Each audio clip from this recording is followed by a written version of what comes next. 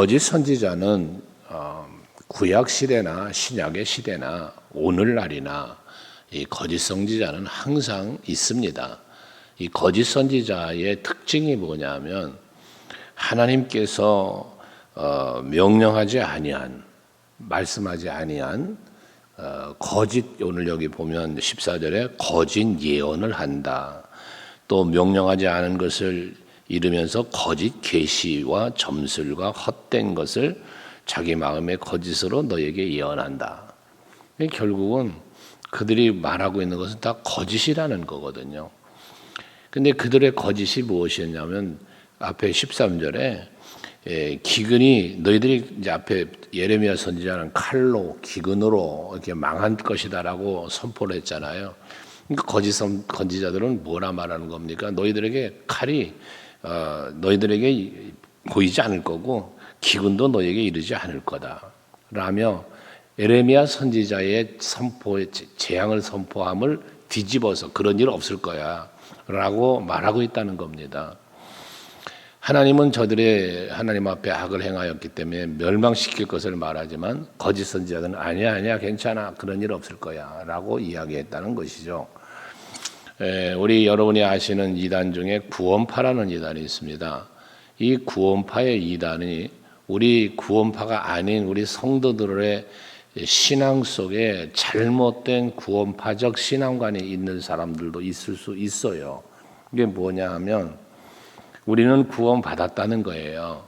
정확하게 구원받았기 때문에 우리가 어떤 죄를 좀 범해도 우리가 구원엔 지장이 없다. 하나님 나라 가는 거 지장이 없다라고 해서 그들에겐 죄의식이 결여되어 있음이 있어요. 한때 그 유병원 씨를 중심으로 한 이런 죄들이 있었지 않았습니까?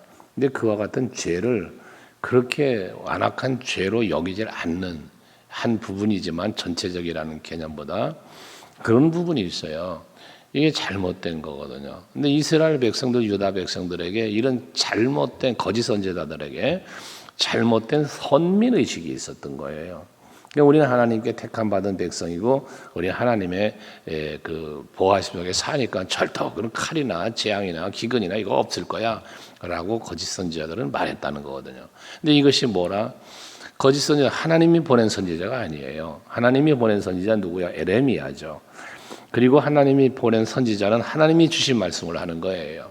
그러니까 그것이 전쟁, 기근, 뭐 여러 가지 재앙을 선포하지만 에레미야 선지자 뒤에도 나오지만 에레미야 선지자라고 해서 재앙을 선포하고 싶습니까? 아니죠. 평안과 축복을 선포하고 싶죠.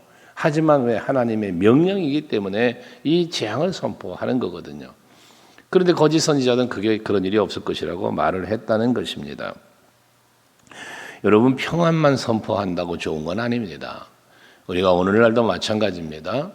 하나님의 말씀을 우리가 늘 묵상하면서 보지만 때로는 하나님이 우리에게 평안의 복음을 주실 때가 있고 또 때로는 하나님이 우리에게 꾸짖음, 책망의 말씀을 주실 때도 있지요. 그러므로 우리는 어떤 말씀을 주시든지 우리는 아멘으로 받아야 하는 이유가 뭐냐 하면 평안을 선포하시면 당연히 평안이니 아멘이지요. 그러나 혹여라도 책망과 또는 혹여나 재앙을 선포한다 할지라도 우리는 아멘으로 받아야 하는 이유는 그 재앙을 선포하거나 책망의 원인이 어디에 있습니까? 죄에 있거든요. 그래서 말씀을 통하여 우리의 죄를 깨닫게 하고 죄로부터 돌이키게 하시기 위한 재앙이나 멸망이 목적이 아니라 재앙과 멸망의 자리로부터 떠나서 평안의 자리로 나오게 하시기 위한 하나님의 말씀이라는 사실을 우리는 믿어야 하고 그렇기 때문에 혹여나 꾸짖음의 말씀이나 마음에 찔리는 말씀이 선포돼도 우리는 깨달음 속에 아멘으로 받아야 된다는 말이에요. 근데 이들은 거짓 선지자들은 그렇다 치고 이 백성들은 16절에 보면 어떻습니까? 그들의 예언을 받은 백성은 그렇게 말을 해요. 그들의 예언을 받은 백성이다. 이건 뭘 말하는 겁니까? 예레미야 선지자의 말을 받아야 되는 거죠. 그런데 저들은 백성들은 뭘 받았어요? 거짓 선지자들의 말을 받았단 말이에요. 그걸 아멘했다는 거예요. 여러분 참으로 우리가 말씀을 받을 때에 진리를 받아야 돼요. 엊그저께도 우리 권사님들과 대화 중에 그런 얘기를 했습니다마는 이단들의 열정에 대한 이야기를 잠깐 한 적이 있어요. 이단들은 얼마나 열심히 합니까? 근데 우리 진리의 복음을 갖고 있는 우리들의 열정이 이단들의 열정만 못해서야 쓰건자한 거죠. 그래서 그런 말 하잖아요. 진짜가 가짜 같고 가짜가 진짜 같다. 이런 표현을 합니다. 여러분, 우리는 진리신 예수를 믿고 길이고 진리요 생명된 예수를 따르는 삶을 살아가야 할 성도들입니다. 또 따르는 성도들이고요. 하기에 우리는 이 진리를 이제는 뭐합니까? 전해야 하는 열정을 가지고 있어야 되는 거예요. 우리 전도대원들, 특별활동할 전도대원들 많이도 필요 없는데 아무튼 신청하라 지난 주일날 광고를 했는데 몇 사람이나 신청했는지 모르겠어요. 이제 오늘 좀 보고를 받아봐야 되겠지만 여러분들 정말 우리가 해야 할 일이고 그것이 힘든 일이 아니에요. 일상의 생활 속에서 우리들이 생활하는 일상의 생활 속에서 조금만 관심을 가지면 할 수 있는 일들이거든요. 근데 그 조그마한 열심, 조그마한 관심이 없기 때문에 안 되는 거예요. 나는 못할 것 같아. 아니요. 하려고 마음만 먹으면 얼마든지 할 수 있어요. 하루에 1시간이라도 할 수 있고 하루에 2시간이라도 할 수 있고 아니면 한나절도 할 수 있고 할 수 있거든요. 그게 무슨 큰 일도 아니고 뭔가 좀 조사하고 또 이렇게 해야 될 준비되는 것도 과정들이니까 할 수 있음에도 스스로가 뭐합니까? 포기하고 안 하려고 하는 거예요. 그러니 그 개그맨 그 사람이 죽었나 살았나 몰라요. 그 심형래인가요? 그 사람이 그런 얘기를 했잖아요. 못하는 게 아니라 안 하는 거다. 그 사람은 어떤 일에 도전을 해서 그 실패도 했다는 얘기가 들은 게 또 기억도 있는데 못하는 게 아니라 안 하는 거다. 다른 거잖아요. 분명히 우리는 해야 되는 거죠. 그러니까 뭐 해야 돼? 진리를 받아야 되고 진리를 전해야 되는 거예요. 이 예레미야 선지자의 모습이단 말이에요. 그런데 백성들은 거짓 선지자들의 말만 따라갔다는 거예요. 그래서 그들의 예언을 받은 백성이라고 말하는데 15절과 16절을 보면 결국 거짓 선지자들도 15절 마지막에 보면 그 선지자들 그랬잖아. 그 선지자는 거짓 선지자예요. 재앙을 선포한 에레미야의 선포함이 아니라 거짓말이야 이거 우린 절대 칼로 망하지 않아. 기구로 망하지 않을 거야라고 말했던 그들, 그게 여기서 말하는 그들이에요. 그 선지자들은 칼과 기근으로 멸망할 것이요. 칼과 기근으로 멸망하지 않는다고 말했던 거짓 선지자들이 칼과 기근으로 망한다는 거예요. 뿐만 아니라 그 거짓 선지자들의 예언을 받아들였던 백성들도 역시 마찬가지 그런 일이 없을 것이라고 말을 해서 그걸 따라갔지만 결국 칼로 말미암아서 거리에 던짐당할 것이다. 기근 때문에 다 망하게 될 것이다 라고 다시 한번 말씀하고 있는 것이죠. 여호와 하나님의 말씀인 것입니다. 하나님이 이렇게 말씀하는 거예요. 예레미야에 저들이 그렇게 거짓을 말하고 거짓을 받아들이고 있는데 내가 반드시 저들을 망하게 할 거야. 거짓 선지자도 망할 것이요 그들의 말을 받고 따라가는 백성들도 망할 것이라는 거예요. 여러분 그래서 우리는 앞에 말한 것처럼 어제도 말했죠. 또 주일 예배 때도 말씀드렸지 않았어요? 내가 어디에 있느냐, 내가 무엇을 하느냐, 내가 누구와 함께 하느냐는 것은 수시점검해야 될 일이고 살펴서 하나님의 기쁨이라면 예수와 함께 동행하는 거라면 늘 함께 해야 되고 늘 그 일을 멈추지 말아야 되고요. 만약에 그 내가 머무는 것이 함께하는 이가 하는 일이 하나님 앞에 악이고 마귀가 기뻐하는 일이라면 즉시 멈추고 돌이켜야 한다 말씀을 드린 것처럼 여기 거짓 선지자들처럼 또는 그들을 따르는 백성들처럼 살면 결국 망하게 된다는 것이죠. 그래서 17절의 말씀을 보십시오. 얼마나 기가 막혀요. 너는 이 말로 그들에게 이르라. 예레미야에게 하는 말이에요. 여호와께서 야 에레미야야 너는 이렇게 말해라 하면서 그 말이 뭐예요? 내 눈이 밤낮으로 그치지 아니하고 눈물을 흘리니 이는 처녀딸 내 백성이 큰 파멸 중한 상처로 말미암아 망함이다 라고 말을 해요. 여기 하나님께서예요. 하나님이 밤낮으로 그치지 않는다는 거예요. 내 눈이 하나님의 눈에서 눈물이 밤낮으로 그치지 않고 눈물을 흘린다는 거예요. 왜? 이는 처녀딸 내 백성이 그랬어요. 이 처녀딸 내 백성이라는 표현을 선지서에서 간혹 하지 않습니까? 이 뭘 말합니까? 처녀딸 내 백성이라는 말은 거룩하고 정결해야 하는 백성을 말하는 거예요. 처녀라는 말의 의미가 그렇잖아요. 그러니까 하나님 앞에 거룩해야 될 백성들이, 정결해야 할 백성들인데 그런 백성이길 원하는 하나님께서 그들이 큰 파멸 중한 상처로 말미암아 망함이라 그러는데 여기 큰 파멸 중한 상처가 무엇 때문에 생겼어요? 불순종하니까, 거룩하지 않았기 때문에, 정결하지 않았기 때문에요. 우상을 섬기고 거짓 선지자를 따르고 그런 죄악의 길을 걸었기 때문인 거거든요. 그것 때문에 하나님은 슬퍼하시고 밤낮으로 눈물을 흘리신다는 거예요. 창세기 6장 노아의 홍수의 심판의 때도 보시면 하나님께서 사람들이 계획하는 것이 항상 악할 뿐임을 보시고 해요.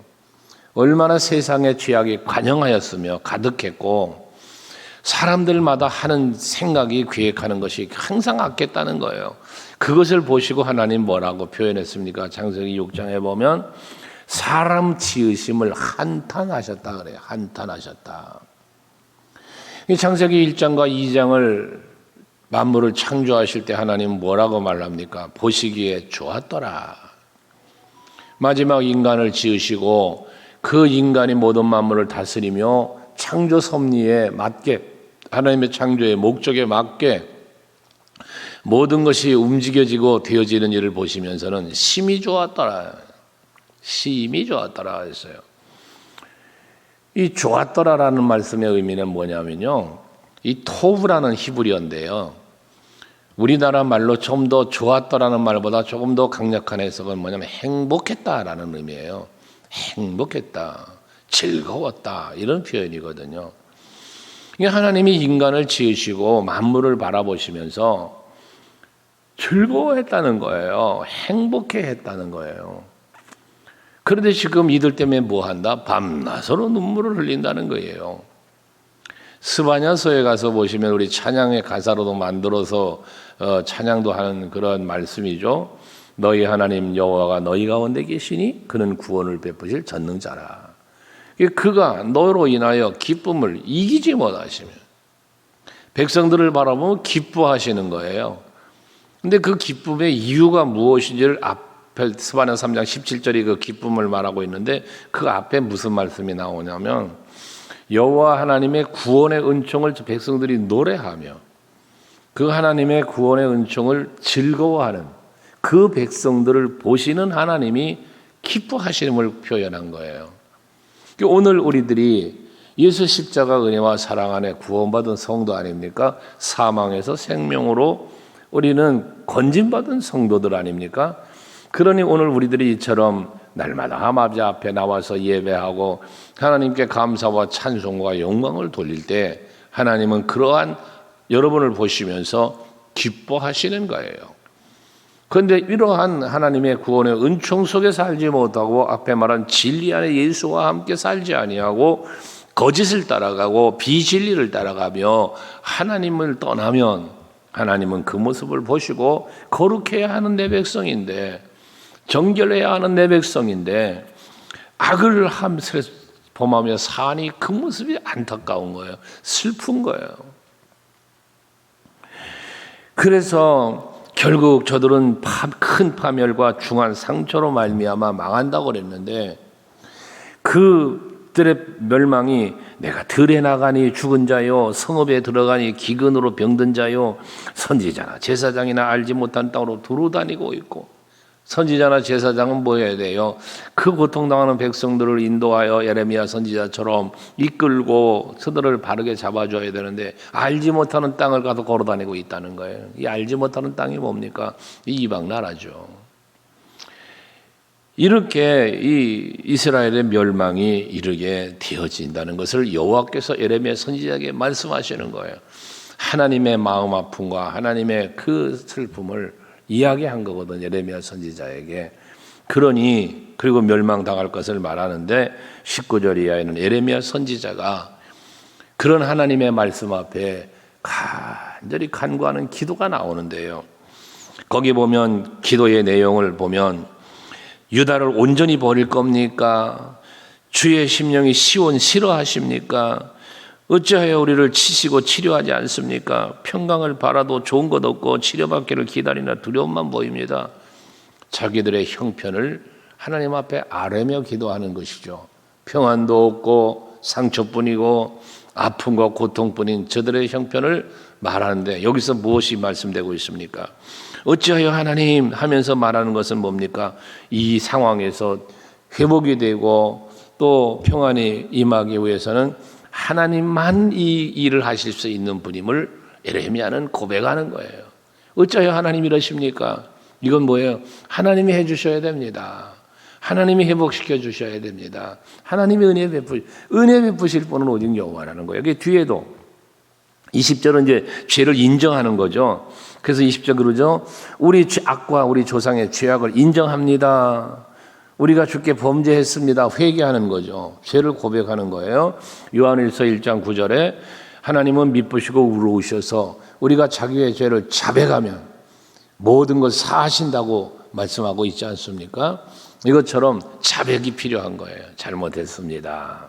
내가 죄를 지었습니다. 자백하는 거죠. 예레미야가 자백을 해요. 그러면서 21절 주의 이름 위해서 우린 잘못했는데 범죄했는데 주의 이름 위에요.